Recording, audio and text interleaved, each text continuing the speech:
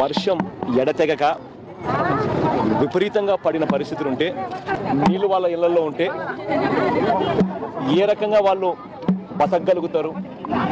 ఆ నీళ్లు వాళ్ళ ఇళ్లలో ఉండి ఆ డ్యామేజ్, ఆ ఇళ్ళలోకి నీళ్ళు వచ్చిన డ్యామేజ్ పూడ్చుకునేదానికైనా, లేదా వాళ్లకు పనులు దొరకని పరిస్థితి ఈ గత 10-15 రోజులు, ఇంకొక వారం 10 రోజులు కూడా అదే పరిస్థితి, పనులు దొరకని పరిస్థితిలో వాళ్ళని ఆదుకునే కార్యక్రమం చేయాలన్నా ఏ రకంగా చూసుకున్నా కూడా ప్రతి ఇంటికి కనీసం అంటే 4-5 వేల రూపాయలన్న డబ్బు ఇవ్వకపోతే, ప్రతి ఇంటికి కనీసం అంటే 4-5 వేల రూపాయలన్న డబ్బు ఇవ్వకపోతే వాళ్ళు ఎలా బతకగలుగుతారు?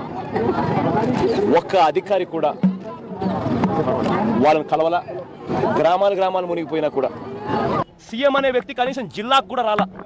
జిల్లాకు వచ్చి కనీసం నేనున్నాను అని చెప్పాల్సిన మనిషి కనీసం నేను ఇన్ని రోజులు అయిపోయింది జిల్లాలకు కూడా రాలే కనీసం.